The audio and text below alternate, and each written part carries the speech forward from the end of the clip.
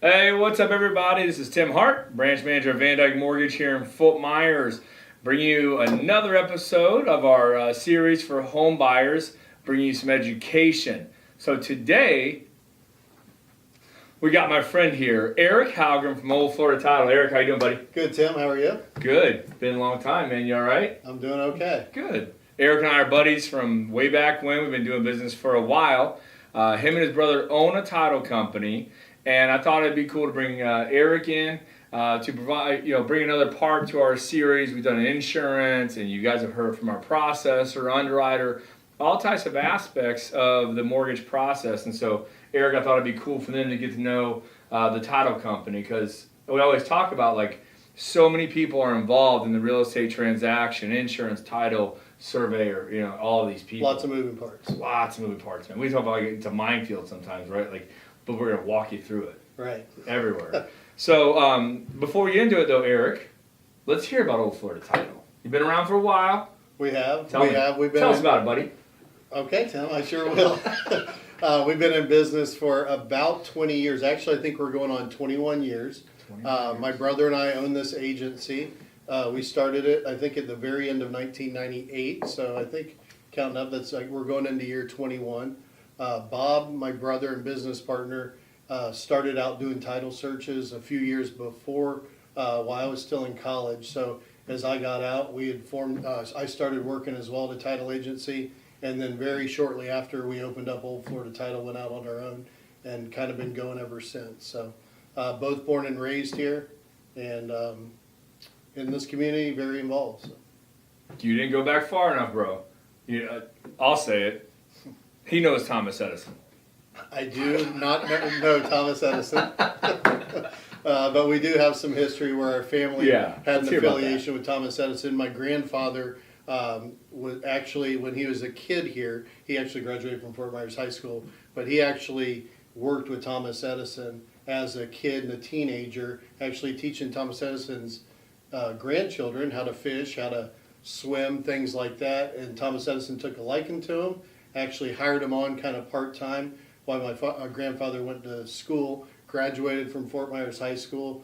He actually went to Cornell University, where Thomas Edison actually helped send him. And then when he came back, he worked with Thomas Edison until Edison passed, when the city tried to buy the estate, make it a museum and a historical site. Mrs. Edison did it under the condition that my grandfather curate and run it. So he was the first curator of the Edison home. He kind of went all over the place, pulling back artifacts, creating the museum, and he ran that for, I don't know exact years, but maybe 27 years until he retired. My father actually took over that and did that as well for about 25 years, and now our family has no more affiliation with that. But that's kind of a little bit of background and history of our family here. Erik Halgrim was best friends with Thomas Edison. Yes. Is the bottom line of that story. My light bulbs never burn out like yours do. You got the secret. I got special light bulbs. All right, man. Enough old Milwaukee stories here, buddy. Let's get down to business. So you guys, title company. So let's get into that. So like when we're doing these closings, I see it happen. I think it'd be cool. Let's start off with title insurance. So if you can, what is title insurance? Okay, so title insurance, basically what we are doing as a title company or title agency, we actually write for when we're writing a policy, first off, we're writing for a national underwriter who has the backing and means to pay claims should there be any, which we think there aren't any. What we're really doing is making sure that the property is fully conveyed to that buyer, 100% of the interest of any interested party, which is hopefully the seller in that contract. Not always. There could be a spouse that has a contestable interest, or any other party that has an interest in that property. Through the chain, we look back on prior conveyances of that property to make sure everything's conveyed, so when your buyer receives that property, they're getting 100% ownership of that property. So that's really what we're doing. We do the title search as well. We're ensuring to them, again, that ownership, but also there's, just like any other kind of policy, there's going to be exceptions to it, which we're gonna notate and accept to that policy. So the property will have city, county ordinances, making sure, everybody that's subject to that. We're subject to taxes. If your property's in a deed restricted community, you may be subject to the HOA and the rules and regulations that they impose. There could be boundary setbacks, things like that. All the things that a normal property is going to be subject to, they're going to be made aware of. But in short, we're really ensuring that when you get it, you own it, and there's nobody else that's ever going to contest an interest. And we're ensuring that no one's going to contest an interest of your property. Right. So like past liens from like 5 years ago, a second mortgage no one knew about. So like when you buy that house, that title company is saying that you're it. There's no one else has interest in the property, and if something shows up, they buy it, and then 6 months later, someone from 1948 calls and like, hey, you owe us X amount of dollars. What happens then? Correct. They would be able to file a claim against their policy, and basically we would provide the defense for that. Our underwriter would, so they would have no legal fees involved in it, and we would pay whatever claim it is to make it go away, or pay that interest off should there be one. Kind of going back into that, because I was just talking about that we're conveying, but if you're mentioning mortgages, yes, we're going to do a search and examination of the title of that property. We're going to look at the history of the owners, what may have attached, whether that particular seller or prior owners, if they had mortgages, were they all satisfied? Judgments, anything that could attach, that could affect the buyer in the future, whether it's taxes, back HOA dues, mortgages, judgments, anything like that is going to be covered. So unlike other insurances, we're really insuring the past. When you buy it that day, you're insured that everything's clear, it's yours. What happens in the future is a different matter, because that's placed on by that new buyer should there be anything. So we are looking back and making sure everything behind, from the time they purchase is satisfied. And so when you guys get a mortgage, no matter who you get one with, you're going to be required to have title insurance. So you got to get that. But like cash buyers, this is kind of a side note, some of them don't get it, right? They don't. And we deal when people take a property via quitclaim deed or off of a website, or there's all different ways to buy properties, whether you're buying it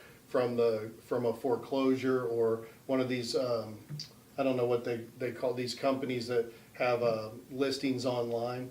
If you don't get a title insurance policy, it's really, you're going to be subject to things that may not have been, the property hasn't been searched out, and they may not get a good clear title to that property and deal with those issues later, and they have nobody to fall back on. They have no one to fall back on. They're probably going to be paying for it, depending on the deed that they get, whether it's quitclaim or warranty. But even if it's a warranty deed, if there's not a title insurer, someone that has deep pockets, an insurance company, you really can only go back to that seller. And what if that seller's gone? What if the seller has no funds? What if you can't find them? What if they're deceased? So they really don't have any protection. So that's what that policy is allowing. So get your title insurance if you're a cash buyer. Get your policy. So title company. Okay, so every transaction we do here in Florida, some places are attorney states, right? So but we're Florida. Explain to the people out there the role of the title company within their closing. Okay, I'm actually going to say one more thing, and then I'll segue right into that. I know I'm gonna ruffle the waters here. So the only thing I wanted to mention on the policy of title insurance is it is a one-time fee. It's not a renewable annual thing that you have to keep paying for. It's one time, as long they're non-transferable. So when you sell, a new policy is required for a new owner. But once you have that title policy, it is good as long as that buyer owns that property. So they don't have to renew it. It doesn't expire, depreciate. That policy is good for their entire ownership and can't even pass to heirs. So how is the title company involved? Because we are insuring that policy, and we also are an escrow agent, so we are handling the funds in the transaction too. But because we're involved, we're going to coordinate with the realtors involved and the lending institution, VanDyk Mortgage or whatever lender that title company may be, which will be VanDyk. So what we will be doing is we're going to coordinate with them. We're going to provide the documentation that they want, which is what our search reveals and other documentation we don't need to get into.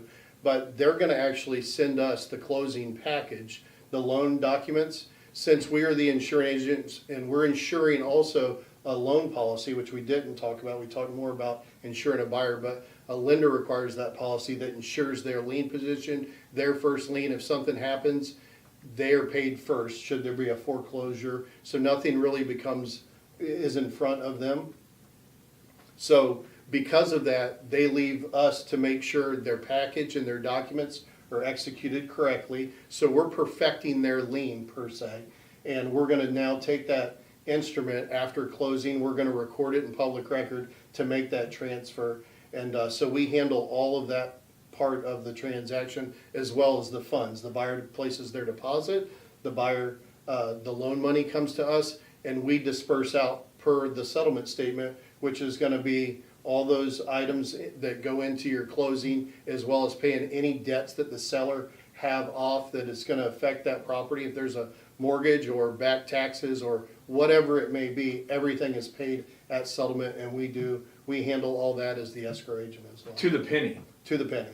Yeah, I mean, it's nuts Painfully sometimes. Like, well, like, we're off 7 cents, and it's like everyone's trying to find where the 7 cents is at. It's kind of crazy. Yes. Yeah. Yes, and we can't be off. Yeah, so I always tell you guys are just a neutral third party, and you Yes, have thank no you. interest in it. You have the selling side, you have the buyer side, and then the lender, and then right in the middle of it is the buyer, and that's where you guys make sure everyone gets paid, homeowners insurance, all that stuff. Everything's paid from that settlement, and that's a good point that we are a neutral party.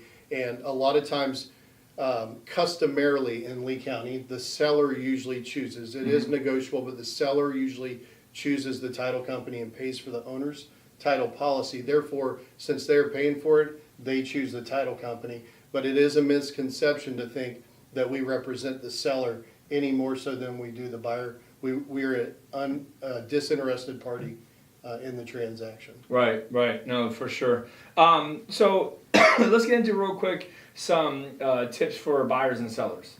Is there anything else you want to add to like what we talked about with title insurance and the closing? And I think we've covered a good bit of it.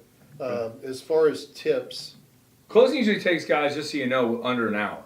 yes. See, that's the other thing that's kind of unique is like people think they're like, how much It's not time an all-day do you affair. need? Please don't make it an all-day affair. Yeah, don't. We'll leave you in the room and let you read everything. Yes, they generally take, as they're explained and signed off on, they usually take about 40 minutes. So they're not too intensive like people think. And a lot of people come in with that misconception and they're like, wow, I thought this was going to be much worse or much longer. And they probably don't tell their boss because they actually got more time off work because they told them I'm going to be at a closing. Yeah, right. And then all day. That's right. Then they come back, smelling like champagne and stuff. Not from our office. We Yeah, don't take allow it that. easy.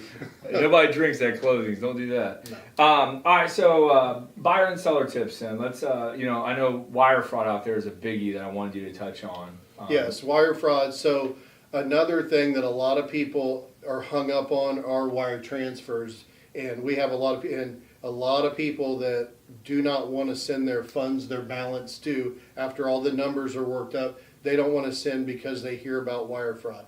Wire transfers is really a very safe, probably the most safe and secure way to send funds above anything else. So that's definitely not true. Where the fraud comes in is how you receive the instructions to wire those funds. So you hear about emails getting hijacked and little things being off, and so really it's just verifying that the information for that title company or whomever you are wiring to is correct. So the tip would be to call that title company, verbally verify the information's correct.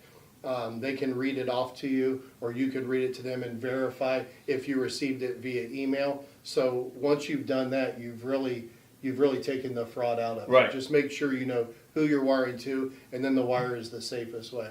And a lot of people require wires now instead of cashier's checks. Yep. The reason being is if you look at a wire, which is very secure, you're going to your bank, a cashier's check, as far as copies are, you can make a very nice check. I could probably make a really good check in my office with a color copier. So there's more Let's fraud. go. There's more fraud. Let's go to jail. There's more fraud. There's more fraud with cashier's checks, personal checks, than there are in a wire. And because of that, banks have gotten in a habit of placing holds on cashier's checks, which I know the whole point of a cashier's check Right. is good funds. Doesn't mean they're not good, but they are placing holds because they do need to verify, just because the fraud is out there on checks. So because of that, and in a closing transaction, when you're purchasing real estate, everything funds immediately, and you can't have that hold to try and jump through that hoop to get that hold removed. So that's why most companies do require wires now. And to go deeper on that, I said wire fraud, but like what's happened out there the last few years is people, they fish for emails, and they may hack certain unsecured servers or whatever, and they're able to get and realize that you, the buyer, is going through a real estate transaction and monitoring your emails into finding out that you actually are going to be wiring your money somewhere, and they'll send you wiring instructions. These hackers will, and it doesn't happen that often, but it happens. It does. And people will get the wiring instructions on their email, like, oh, here you go, I got it, and they'll just send the money, and then once that money's wired out, it's gone. It's usually gone. Yeah, it's gone. And so, very rarely. Just to reiterate what you said, you guys get wiring instructions before you send anything. Verify with the place you need to wire the money to. Very important. What else you got? Another good tip, things that we deal with on a very, very regular basis, are spouses. So a lot of people, most people, are purchasing property as their primary residence. So the Florida statute, there is a statute that says one cannot devise a homestead without their spouse's signature. So devise means to mortgage it. So you're encumbering it, you're putting a lien against it, or you're selling it, or you're conveying that property. You can't do it without your spouse. As soon as you're married, if this is your homestead, you can own your property for 20 years. As a single person, as soon as you're married, if you're going to sell or mortgage it, you're not going to do it without your spouse's signature. So keep that in mind. A lot of people will come and say, I have an estranged spouse. If you're legally married, that doesn't matter unless you want to go through the steps of getting a court order, which by the time you're under contract, they probably haven't thought that through, and it's going to be too late, and it's going to be a Right. delay. So that's something to always keep in mind, that you're going to have you're going to need that spouse's signature. And also to reiterate, it doesn't mean, a lot of people like this, so I lose half everything as soon as I get married. That's not necessarily the way the statute reads. It has nothing to do with a monetary interest. It's not saying your spouse has this interest or that interest. It says you cannot devise that homestead without your spouse's signature. If you get a divorce, the judge will tell you what that interest may be, if there is any, for that spouse. And so, but to that point, one thing we see out there a lot is it's my wife and I, and the loan's just in my name, right? And I'm the only one that needs to sign. So we'll get that occasion where people will think, well, I didn't know my wife had to be there, or my husband had to be there, because they're not on the loan, right? You still got to be there at closing to sign those documents.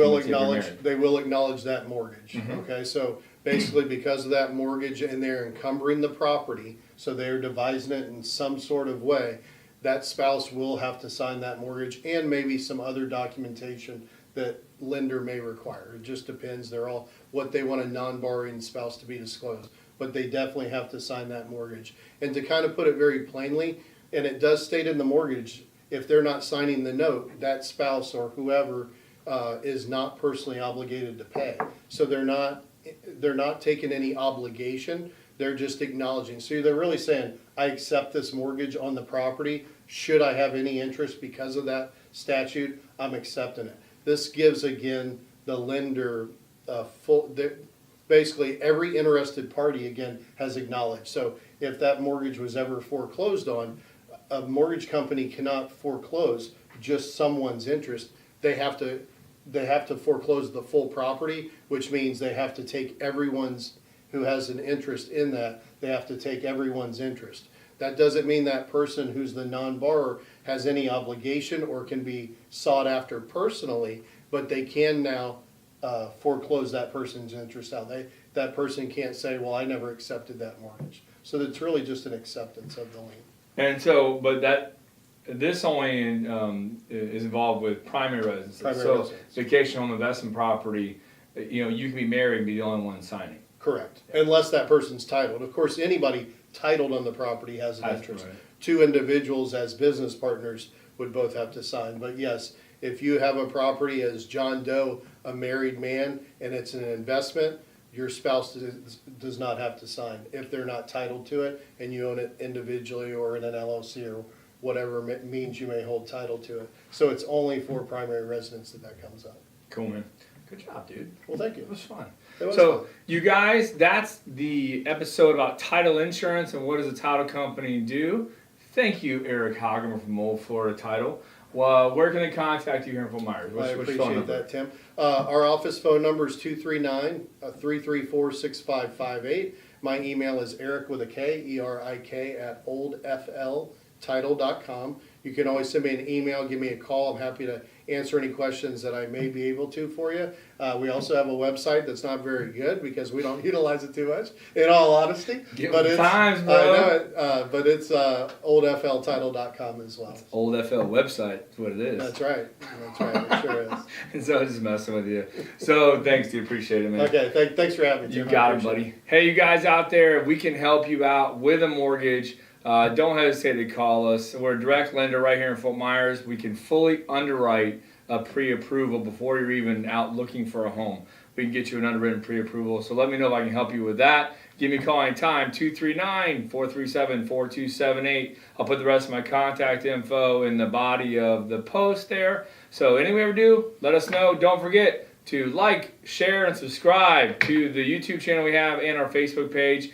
Thank you guys, and thanks again, Erik. You killed it. Another handshake. All right. Sounds good. See you guys. Thanks for watching.